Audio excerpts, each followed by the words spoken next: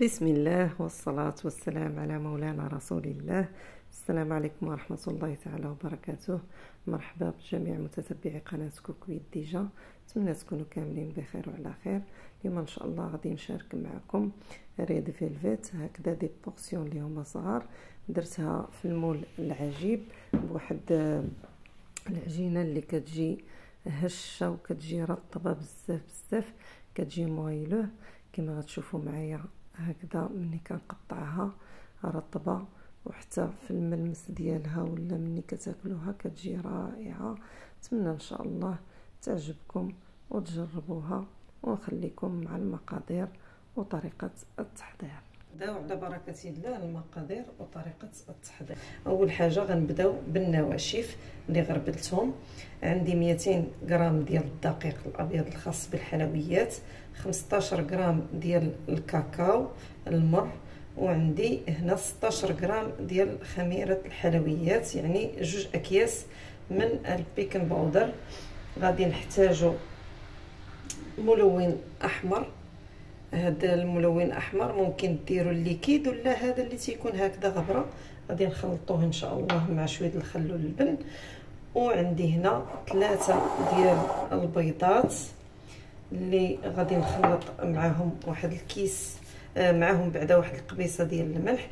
بالنسبه للبيض غادي نوريكم، كاينين 2 احجام، هاد البيضه الصغيره وهذه اللي كبيره. انا استعملت هاد البيض هذا، يعني استعملت 3 ديال البيضات. الا درتو الحجم الصغير ديروا 4 ديال البيضات. ودرت قبصه ديال الملح، وغندير كيس ديال فاني. هنا 120 غرام ديال السكر سنيده اللي هو هكذا كاس الا ربع ديال السنيده. غادي نطرب اولا البيض، وعاد غادي نبدا في نفس الوقت غنعطيكم المقادير وفي نفس الوقت طريقه التحضير.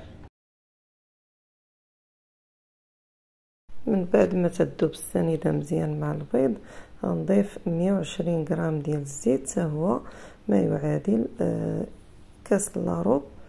غادي نذوب واحد 2 معالق ديال الزبده، اما استعملوا الزبده الحيوانيه او الزبده ديال البواط، تقريبا واحد 40 غرام. كنضيف الزيت بالتدريج وانا كنطرب، كذلك نضيف الزبده اللي ذوبتها، وكنضيف كاس ديال اللبن ما يعادل واحد تقريبا 160 غرام.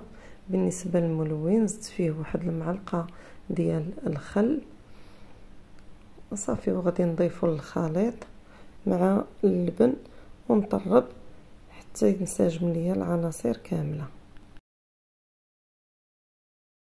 وانا كنضيف الخليط ديال الكاكاو والخميره والدقيق، كنخلطوهم هكذا يا اما بالماريز ولا بالطراب اليدوي. بالنسبه لليمول الصغار دهناتهم بنتي آلاء بالزبده، حيت هي اليوم قالت لي بغات تعاونني. ما فيها باس، مره ندخلوا معنا وليداتنا الكوزينه باش يعاونونا، وكذلك باش يتعودوا انهم تكون فيهم ديك الروح ديال التعاون. يلا جيبي آلاء. حانتوما كما كتشوفوا ديروا هكا وديروا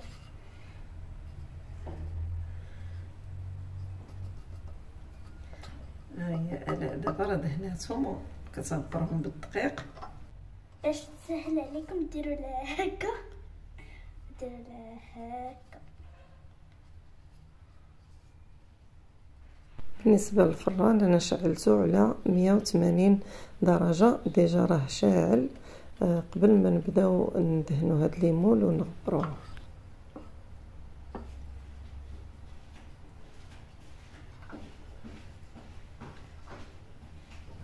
حاولوا ما نعمروهمش بزاف، نعمرو غير القياس، لان ليمول صغار تقدر تفيض لكم في الفران. بالنسبه هنايا الكريمه اللي غنعمرو بها هاد الريد فيلفيت، خديت هنايا 200 غرام ديال الجبن الابيض. انا كنستعمل دائما هذا الجبن هذا، ممكن تستعملوا اي جبن بغيتو، الشرقي كاين جبلي كاين بزاف الماركات. غادي نطرب هذا الجبن وغنضيف له 200 غرام او 200 ملي من هاد الكريمه. انا استعملت هنا كريمه حيوانيه، ممكن تستعملوا اي نوع ديال الكريمه كتفضلوا. هنا مني بردوا مزيان ديموليتهم كيجيو هشاشين، كتجي رطبه هاد الباط باللبن. غادي عمرت البوش، درت هاد النوع ديال هاد لادوي، عمرت البوش وغادي ممكن تبوشيوهم كما بغيتو.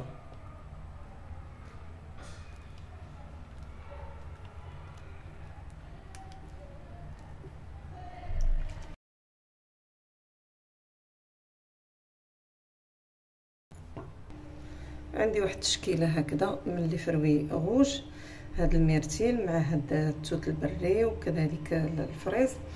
غادي نحاول هكذا نزين بهم، كيبقى تزيين على حساب كل واحد يزين كيف ما بغى.